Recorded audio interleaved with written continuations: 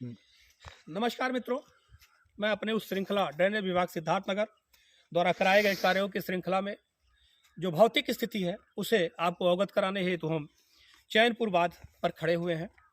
अभी इनके द्वारा जो तिलार नाले के बाएं तट पर स्थित चैनपुर बांध के किमी 000 से 100 के मध्य सुंदरीकरण एवं स्लोप की पुनर्स्थापना तथा खड़ंजा बिछाने की योजना के संदर्भ में 23.81 लाख की स्वीकृति थी, जिसमें 9.52 लाख रुपए की प्रथम किस्त आवंटित हुई थी 20/10/2021 को।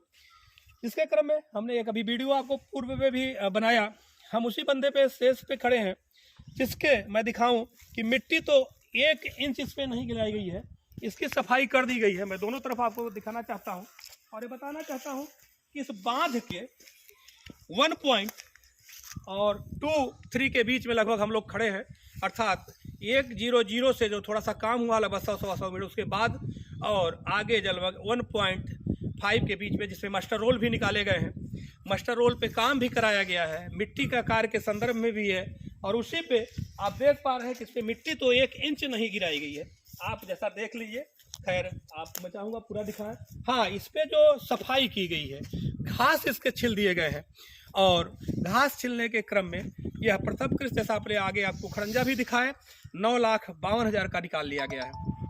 निश्चित ही आप जागरूक होंगे, देश जागरूक होगा और भ्रष्ट तंत्र निष्फल होगा आपके उस टैक्स के पैसे को निकालने के लिए जो अनैतिक रूप से निकाले जाते हैं।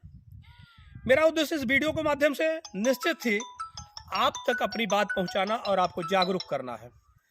आप जागरूक होंगे, इसी रास्ते पे आप लोग आते होंगे। जरा विचार करिए कि अगर यह बढ़िया से बढ़िया बने और बड़े क्वालिटी के अनुसार बने, जो प्रति मीटर ईंट लगाने का एक निर्धारित मानक है उसके अनुसार लगे, पक्के ईंट लगें, तो निश्चित ही यह सफल प्रयास होगा। और हमारी कोशिश है कि अगर 1 इंच भी लंबाई में कम होगी तो मैं बार बार आपको अवगत कराऊंगा, अवगत ही नहीं कराऊंगा मैं, और बड़े अधिकारियों के समक्ष लाने का प्रयास भी करूंगा। परंतु एक व्यक्ति के लिए इतना बड़ा काम करना, इतने बड़े जनपद में सारे कार्यों का भौतिक सत्यापन आप तक पहुंचाना संभव नहीं हो पा रहा है। इसलिए मैं आपसे अनुरोध करूंगा कि आप आगे बढ़ें। ये आपका क्षेत्र है, हम तो शायद कभी आवें, हम तो सिर्फ यह बताने के लिए आए हैं किस तरह आपके पैसों का अनैतिक रूप से निष्कासन के निकाला जाता है अधिकारियों द्वारा, और किस तरह से जहाँ तक मुझे आया, मैं इस वीडियो के माध्यम से एक चीज़ और अवगत कराना चाहता हूँ। हमें सुनने में आया है, मैं इसको तथ्यों के तत्व नहीं कह सकता और ना ही इस पर मैं बलपूर्वक कह रहा हूँ, लेकिन हमने ठेकेदारों और इस माध्यम से सुना है कि कभी मनरेगा में 40% कमीशन हुआ करता था, 45 से 50%। अगर ये बात सही है, 45 से 50% कमीशन मनरेगा में अगर है और लोग दे रहे हैं, तो मैं बिना ठेकेदारों से भी जो सप्लाई कर रहे हैं या लगवा रहे हैं, मिट्टी कार्य कर रहे हैं, मैं अनुरोध करूंगा, बिना अनुरोध करूंगा और हाथ जोड़ के अनुरोध करूंगा कि यह जनपद आपका है।